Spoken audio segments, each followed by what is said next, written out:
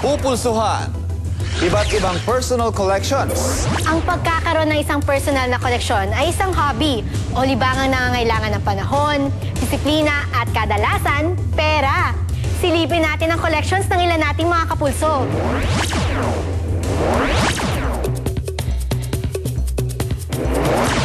Talaga namang mapapatulong kayo sa palaka collection ni Attorney Dennis. Sa garden, sa living room, sa dining area, sa dingding, sahig, kisame, naku, punong-puno ng ano pa ba? Palaka! Hindi halata na sobra siyang natuwa sa palaka, no? Attorney, bakit frog yung collection mo?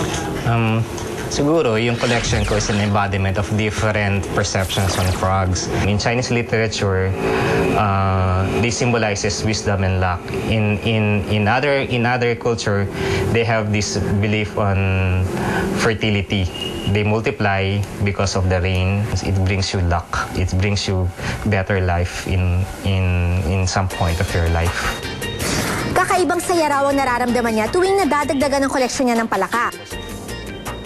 Habang nakikita kong lumalaki siya, lumalapit ako dun sa dream ko, yung magkaroon ng museum na may pinakamaraming frog collection.